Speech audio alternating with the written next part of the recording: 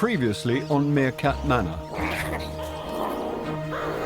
Swift had a crisis on her hands when partner Bria went missing on the hottest day of the year. The Ubuntu snatched victory from the Hakuna Matata at the mighty Battle of the Burrow, leaving Flint to find a new home in which to give birth. And her outcast sister Centa made a surprise return. But is she intent on reconciliation or something more sinister?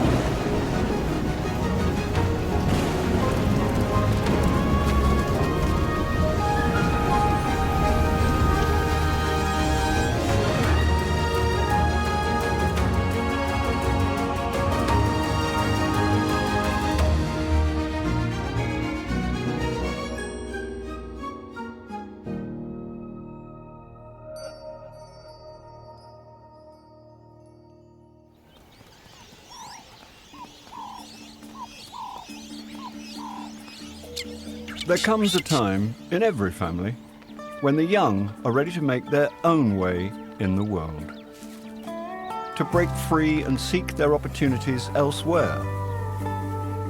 They may face hardship and adversity, but this never outweighs the urge to move on.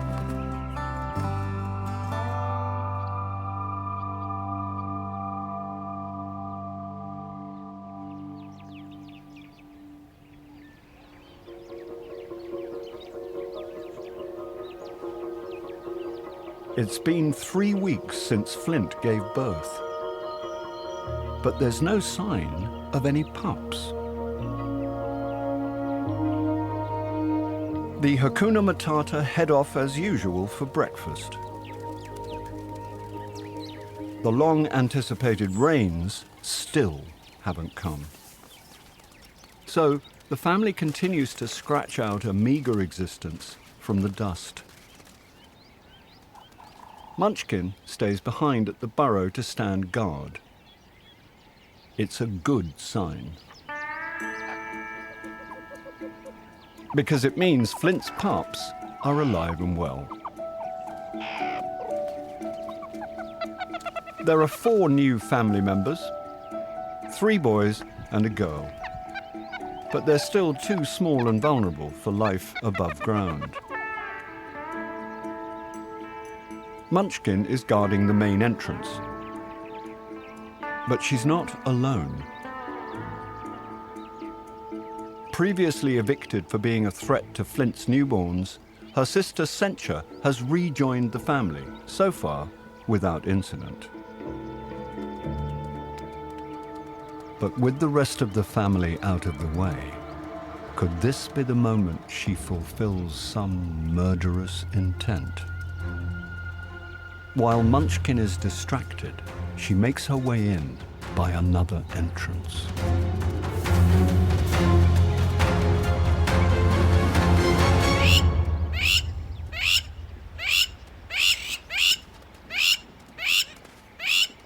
Just a short distance away, Flint and the rest of the family have run into trouble again. Their annoying neighbours, the Plovers, are giving them another earful. Plover eggs for breakfast would make a delicious change of menu. But the noisy pair are no longer protecting an egg. They now have a chick. It's barely started to grow wings yet, so the chick is a sitting duck.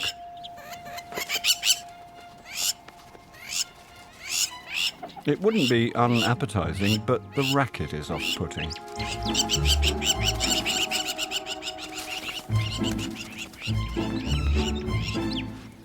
So Flint leads her foraging expedition away.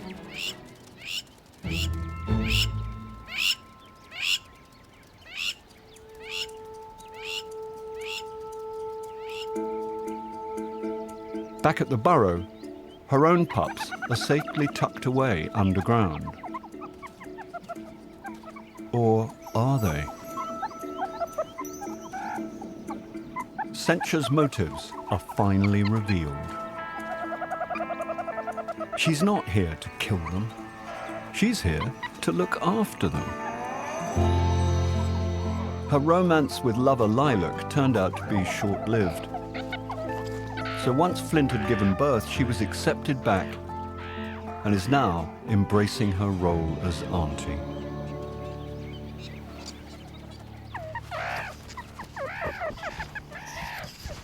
But just as one family member returns, another is thinking of leaving. Ambitious teenager Belphegor has plans of his own.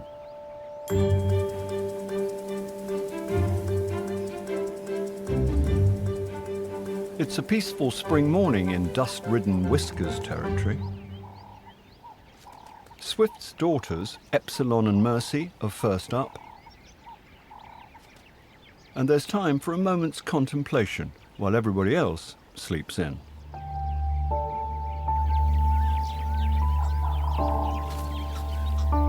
Trouble is brewing for Epsilon. The bulge of her belly suggests she's also been indulging the attentions of a rover and is in the early stages of pregnancy. Her mum won't stand for this. A matriarch doesn't tolerate her daughter's breeding. But when Swift finally emerges from her slumber, she only has eyes for her partner Bria.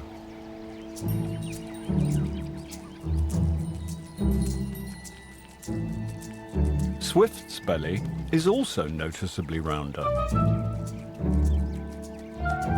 Looks like old Bria's still got it going on.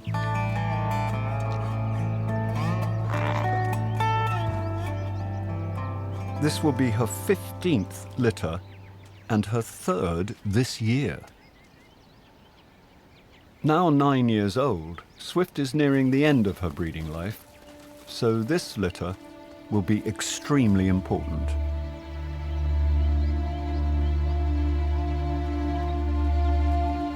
For her errant daughter, life within the family is about to get difficult. If her mother forcefully evicts her, the stress will very likely kill her unborn pups.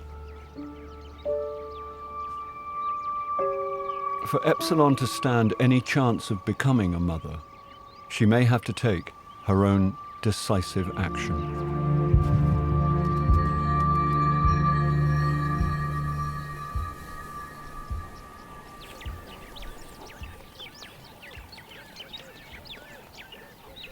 In neighbouring Hakuna Matata territory, Flint's younger brother Belphegor has slipped quietly away from the rest of the group.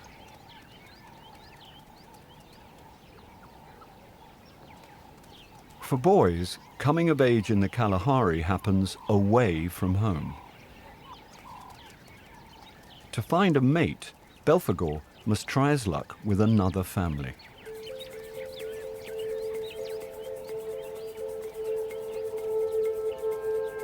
As more matriarchs become pregnant, they'll start to evict their older daughters.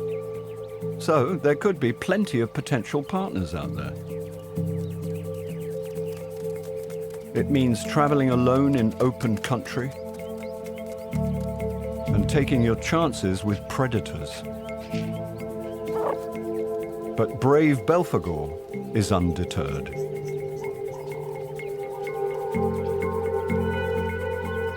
After an hour on the move, he arrives at his family's stolen burrow, now occupied by arch-enemies, the Ubuntu.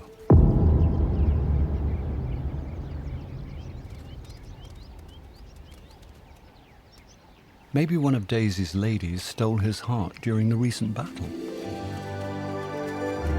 Could it be Ricky? The native? Maybe the lovely Wren? Perhaps even the matriarch herself. Maybe not.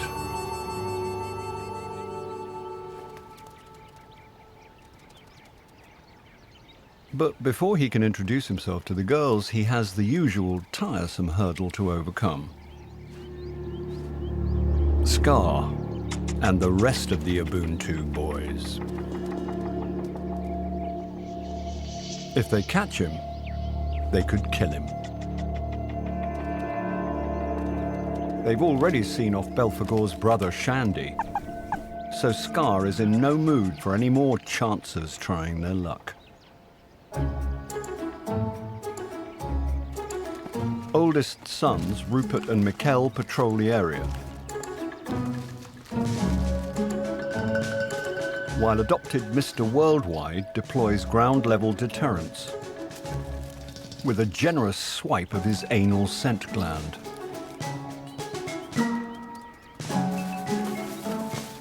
Belphegor will need a cunning plan to get past this lot.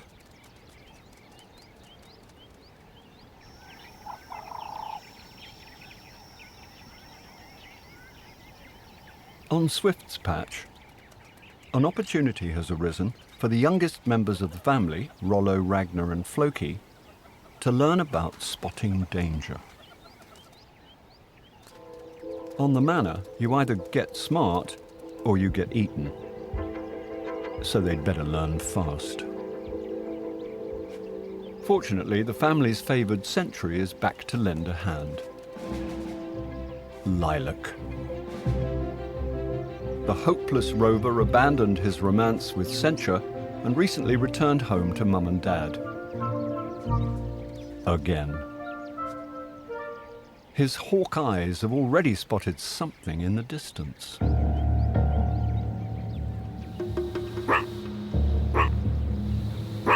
The bark means, don't panic, the threat is distant.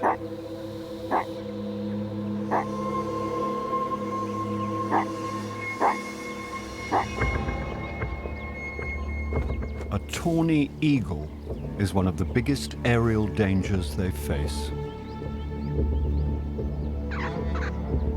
If the threat level changes, so will Lilac's alarm.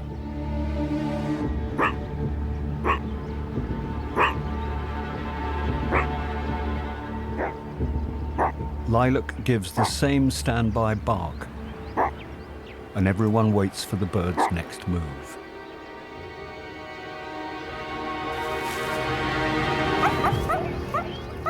The call is now moving threat. But it's okay. The eagle flies away from the pups. Alarm call lesson over, the family turns its attention to the nearest bolt holes, now only needed as an escape from the sun.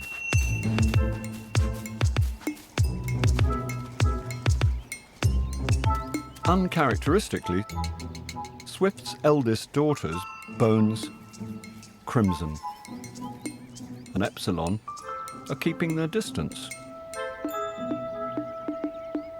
They don't pitch in with everyone else. But the three sisters are sticking together. Could they be up to something?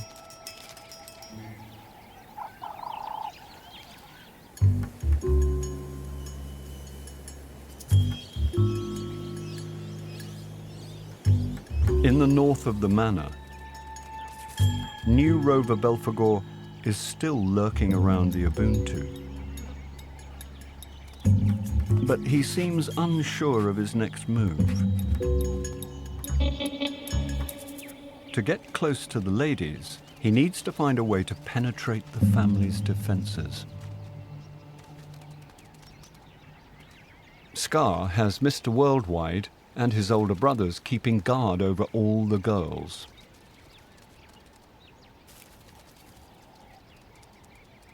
Except for one. Daisy's niece, Wren, is foraging alone and spots the new rover. She missed her chance with Shandy when her cousin Ricky got in there first. But if she can lure this rover away, it could be second time lucky. Belphegor takes the bait.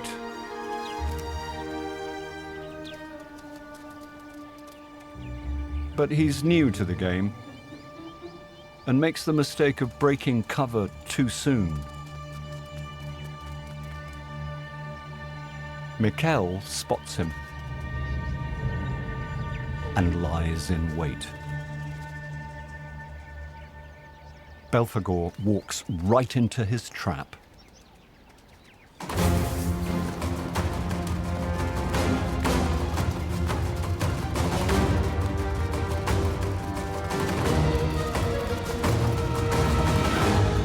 Oh, not again.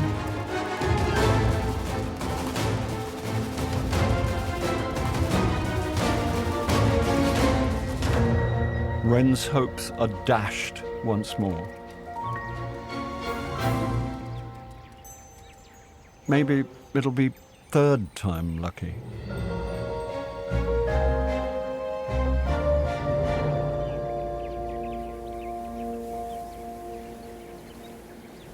The darkening sky is not the long-awaited rain.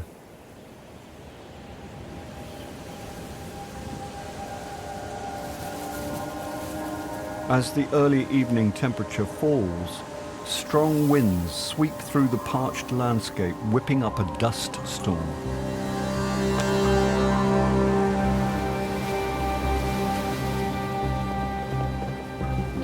The sky is thick with sand, making it increasingly difficult for everyone to find their way home. Sand-blasted families scatter as they desperately seek refuge anywhere they can find.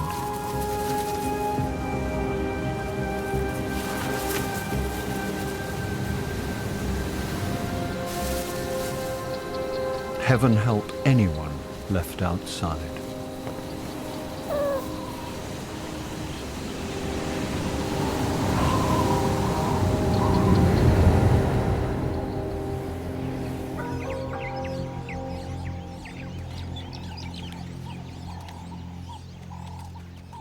The following morning, the dust has settled at the burrow where the whiskers took cover.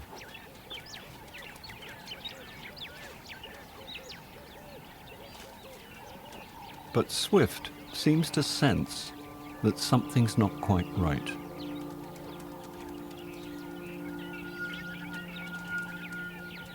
The family is missing 3 key members: Bones, Crimson, and pregnant Epsilon. Everybody starts to search the area.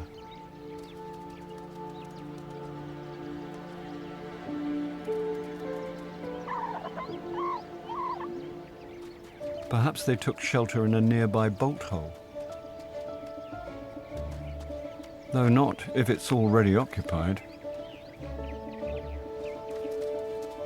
And certainly not if the resident is a porcupine. But as the day wears on, there's still no sign of them. And another explanation becomes possible. The absent sisters may have chosen not to return. All 3 are in their breeding prime, so were likely to leave at some point.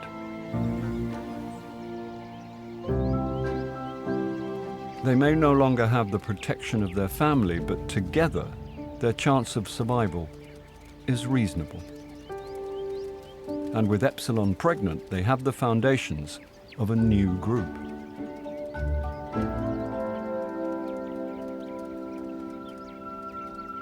Their departure leaves their aging mother seriously down on numbers and short of childcare. It also means that Pandy is the most senior subordinate left. The very same Pandy who attacked Swift over winter in a bid to steal dominance.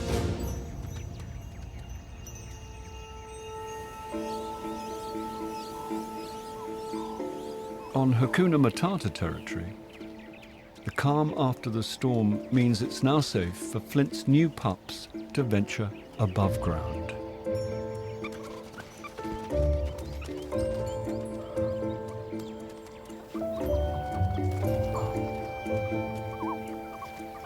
Doting Aunt Centa and older sister Azizi gently usher them into the outside world. For Weatherwax, Og, Grebo and Havelock, there's a lot to take in.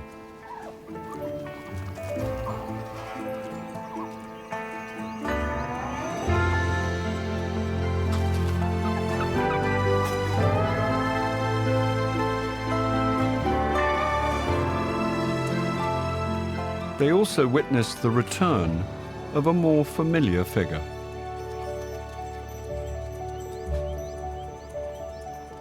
It's their Uncle Belphegor. He may have messed up his first roving mission, but he survived the dust storm and receives a hero's welcome from the rest of the boys.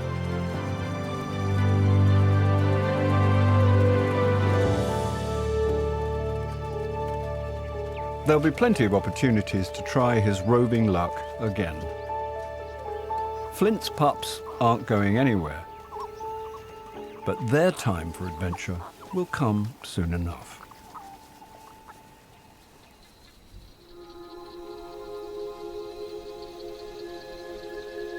While Belphegor's family celebrates his return, Swift looks lost without her 3 missing daughters. The family is late turning in for the night at one of their regular burrows, and she's feeling the strain with her extra load. And now there's another problem. Something about the burrow doesn't smell right. Usually Bones or Crimson would help their mother and investigate. But now the responsibility falls to teenage son Beowulf.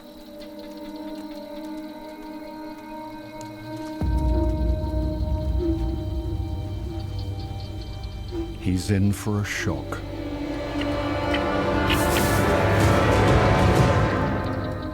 It's a rude awakening for the burrow's dust storm refugee, but the startled bat-eared fox isn't going to contest the issue. It would help Swift if Pandy could now step up and get the rest of the family to bed in an orderly manner.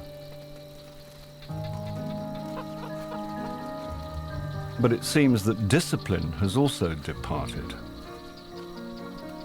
Pandy does nothing to help her exhausted mother. Could she be eyeing up another chance at the Whisker's crown?